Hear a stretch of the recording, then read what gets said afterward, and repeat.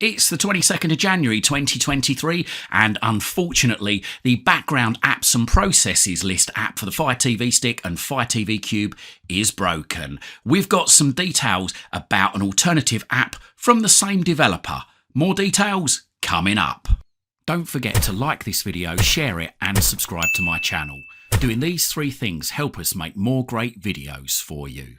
So first of all, I've got to thank Doc Squiffy for this information. Please go and check out his channel. That's Doc Squiffy on YouTube. Now, he gave us some information earlier that this popular app, which allows you to stop background apps from running, is now broken. Now, if we go into it, you basically get this message here saying the version of the app you have installed and it gives you the version number, today's date as per your device is, and that gives you today's date, and it says you're seeing this message because your device time is incorrect. Well, the device time is absolutely fine. There's just a problem with the programming in the app. I'm sure that the developer will be onto this ASAP and will get this corrected. But in the meantime, the developer does actually have an alternative app that you can use. So I'm going to show you where you can get this app and how you can use it.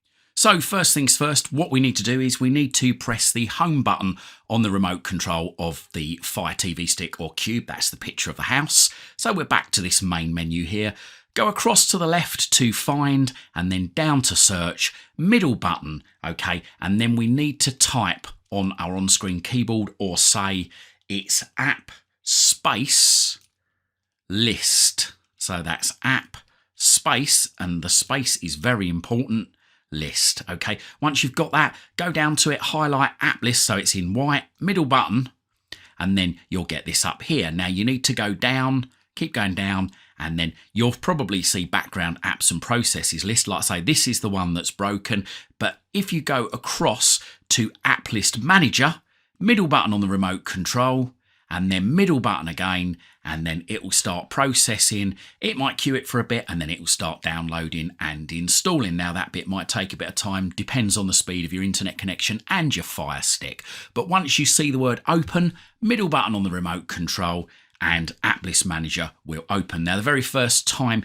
you open it, you'll get this pretty much like the other developers' devices. So it gives you the version number, and it says here, a pro tip, use menu button to refresh the list on the TV.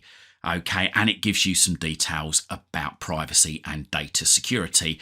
And have a look at this if you're obviously worried before going into the app. But if you're okay with this, press the middle button again on the remote, and this shows you all of the things that are open in the background. Now, I've not got many things open on here. Let's just have a look at the app. So you can either go up to the arrow in the top left-hand corner to refresh the list, or you can press the menu button on the remote. This is the three horizontal lines on your Fire TV Stick or Cube remote, and that refreshes the apps. You can go to sort and search, and that allows you to have a look at system apps as well as obviously apps that are installed by yourselves on the device, or you can go back to user apps, which just shows the apps that you're installed yourself. Okay, you can sort them by A to Z, Z to A. You can sort them by the size going upwards or size going downwards. You can go into manage applications, which just basically takes you into the manage installed applications list there. Or you can go to switch layout there, which basically gives you larger or smaller icons. Now, if you wanted to shut down the background processes, then all you do is just highlight each one of these icons for the apps on screen, middle button, and then just go down to full stop, then back button. Go across to the next one, middle button, down to full stop, and then back button. Middle button, down to full stop, and back button. Middle button, down to full stop, and you just keep doing this. Basically keep doing this until all of your apps have been full stopped, and there you go. That just basically frees up any RAM and processing power because it's closed down any apps that might be running in the background. Hopefully background apps and process list will be fixed very soon, but in the meantime you can use this particular app, like I say, which is made by exactly the same developer.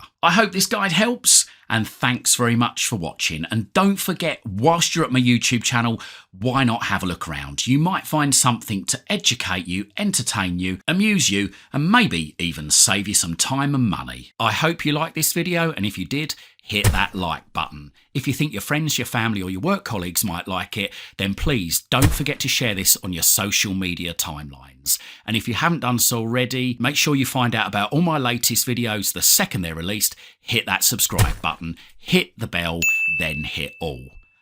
You can also find me on Twitter at CWTech and my website at cwtech.co.uk. Liking, sharing and subscribing really helps support this channel. Thanks for watching.